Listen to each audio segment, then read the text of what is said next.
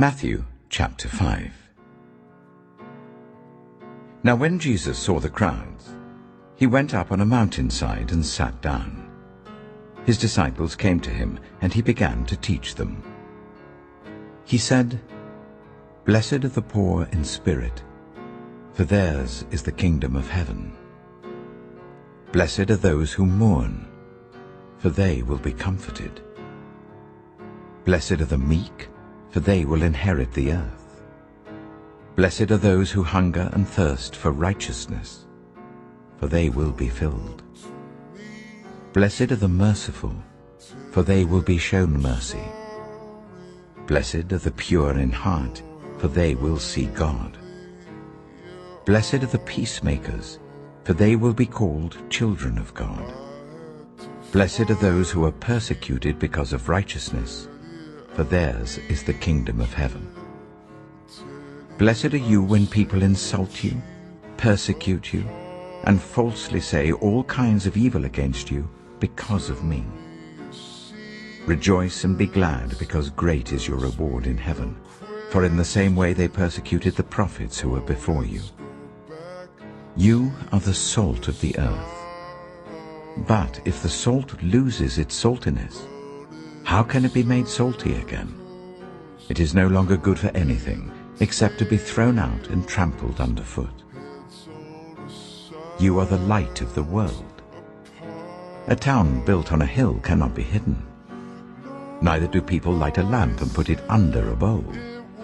Instead, they put it on its stand, and it gives light to everyone in the house.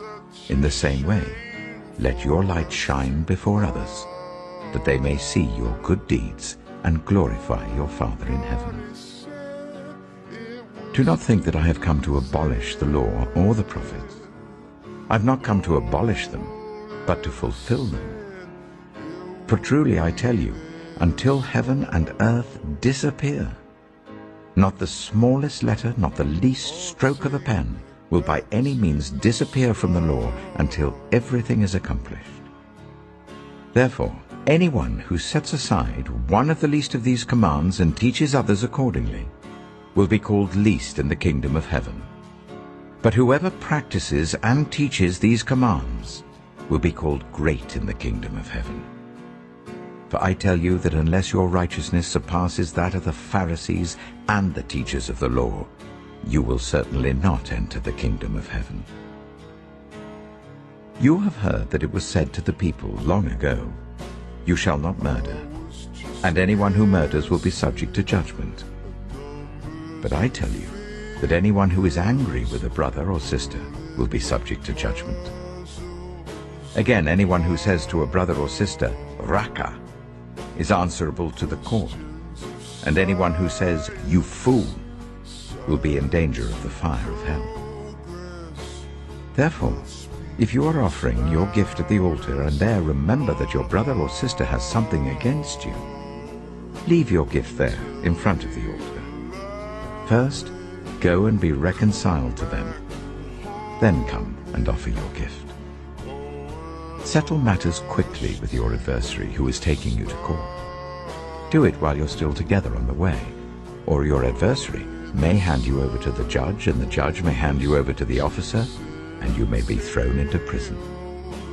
Truly I tell you, you will not get out until you have paid the last penny. You have heard that it was said, 'You shall not commit adultery.' But I tell you that anyone who looks at a woman lustfully has already committed adultery with her in his heart.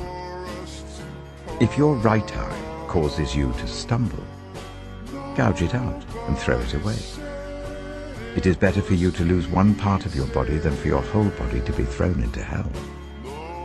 And if your right hand causes you to stumble, cut it off and throw it away.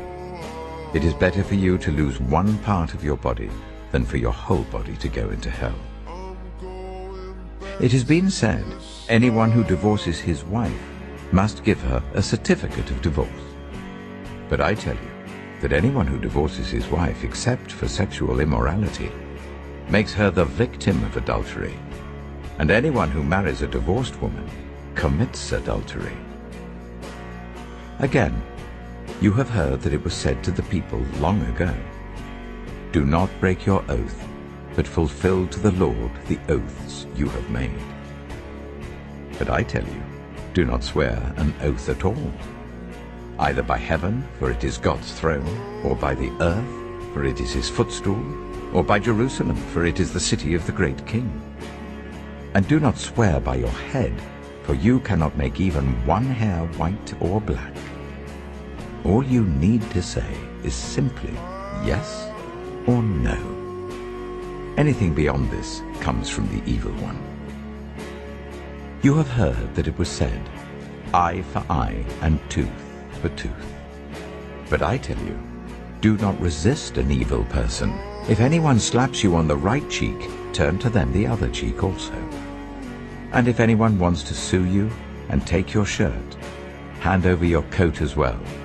If anyone forces you to go 1 mile, go with them 2 miles. Give to the one who asks you, and do not turn away from the one who wants to borrow from you. You have heard that it was said, "Love your neighbor and hate your enemy." But I tell you, love your enemies and pray for those who persecute you, that you may be children of your Father in heaven.